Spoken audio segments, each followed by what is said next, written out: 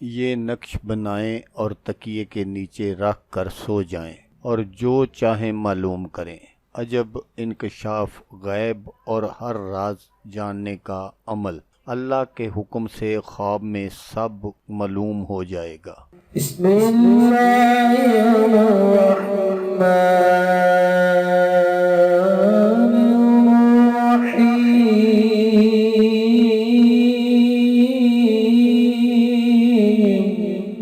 السلام علیکم دوستو میں ہوں عامل شاکر علی شاکر اور میں آپ کو اپنے یوٹیوب چینل عملیات کی دنیا میں خوش آمدید کہتا ہوں۔ تو دوستو میں امید کرتا ہوں کہ میرے بھائی، میری بہنیں، میرے تمام دوست سب لوگ خیریت سے ہوں گے، اور میں دعا کرتا ہوں کہ اللہ پاک آپ سب کو خیر و عافیت سے رکھے۔ اللہ تبارک و تعالیٰ آپ کی پریشانیوں کو دور فرمائے، اور جو لوگ بے روزگار ہیں اللہ پاک ان کی روزی کی پریشانی کو دور فرما کر ان کو اپنے غیبی خزانوں سے، اپنی غیبی مدد سے روزگار عطا فرمائے، آمین ثم آمین۔ تو دوستو آج جو میں آپ کے لیے ایک نقش لے کر حاضر ہوا ہوں، یہ ہے غیب کا راز جاننے کا تعویذ۔ کھوئی ہوئی چیز ملے گی یا نہ ملے گی، غیب شخص کہاں ہے، امید پوری ہوگی یا نہیں، جو چاہیں معلوم کریں۔ تو دوستو عمل بتانے سے پہلے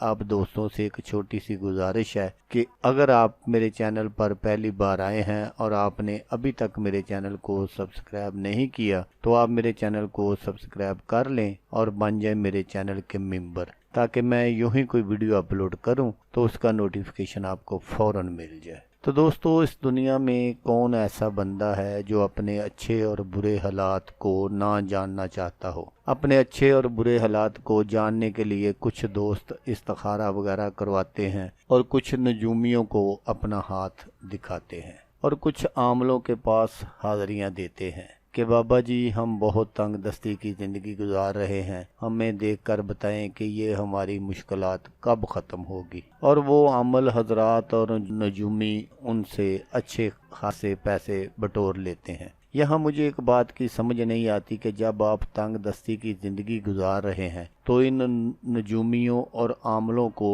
دینے کے لیے آپ کے پاس پیسے کہاں سے آتے ہیں؟ چلو چھوڑ دیتے ہیں ان باتوں کو اور چلتے ہیں اپنے عمل کی طرف۔ غیب شخص کا حال معلوم کرنا یا کسی پوشیدہ مقصد کا معلوم کرنا۔ اگر آپ نے یہ دیکھنا ہو کہ فلاں شخص غیب زندہ ہے یا مر گیا ہے، یا کوئی کھوئی ہوئی چیز ملے گی یا نہ ملے گی، یا اس امر کی امید رکھتا ہوں پوری ہوگی یا نہیں ہوگی، یا جو کوئی بھی آپ کا مقصد ہو اور جو آپ جاننا چاہتے ہوں، وہ سب کچھ آپ کو نظر آئے گا انشاءاللہ۔ تو آپ نے کیا کرنا ہے کہ آپ نے اس نقش کو بالکل اسی طرح بنا لینا ہے جس طرح میں آپ کو سکرین پر دکھا رہا ہوں۔ تو نقش بنانے کا جو طریقہ ہے وہ آپ غور سے سن لیجئے گا تاکہ آپ کی جو محنت ہے وہ ضائع نہ ہو۔